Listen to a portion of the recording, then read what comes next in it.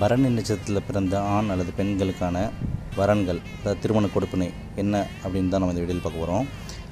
நீங்கள் அல்லது உங்கள் வீட்டில் யாராச்சும் பரணி நட்சத்திரத்தில் பிறந்திருந்தீங்கன்னா, ஆண் அல்லது பெண் இருந்தாங்கன்னா, அவங்களுக்கு வரப்போகிற வரனுடைய அமைப்புகள் இப்படி தான் இருக்கும். அப்படி இருந்த மாதிரி இருந்துச்சுன்னா நீங்கள் தாராளமாக திருமணம் செய்யலாம். என்ன அந்த மாதிரி விதி அப்படின்னு பார்த்தீங்கன்னா, புனர்பூசம், சுவாதி, அவிட்டம், பூசம், விசாகம், சதயம் இந்த 6 நட்சத்திரத்தில் ஏதாவது ஒரு நட்சத்திரம் ராசி நட்சத்திரம் இல்லை லக்னப்புலி என்ற நட்சத்திரம் இல்லைனா லக்னாதிபதி என்ற நட்சத்திரமாக இருப்பது ஃபஸ்ட்டு ரூல்.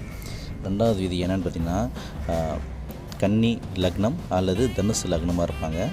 இல்லைனா கன்னி வேறு லக்னம் வந்து அந்த லக்னாதிபதி போயிட்டு கன்னி வீட்லேயோ இல்லை தனுசு வீட்லேயோ போய் அமர்றது. இது ரெண்டாவது விதி. மூன்றாவது விதி என்னென்னு பார்த்தீங்கன்னா, 1-6 தொடர்பு இல்லைனா 1-9 தொடர்பு இருக்கும். ரைட்டுங்களா. லாஸ்ட்டாக என்ன அப்படின்னு பார்த்தீங்கன்னா, லக்னத்திலேயே குரு அல்லது லக்னத்திலேயே புதன், இந்த மாதிரி இந்த 4 விதியில் ஏதாச்சும் ஒரு விதி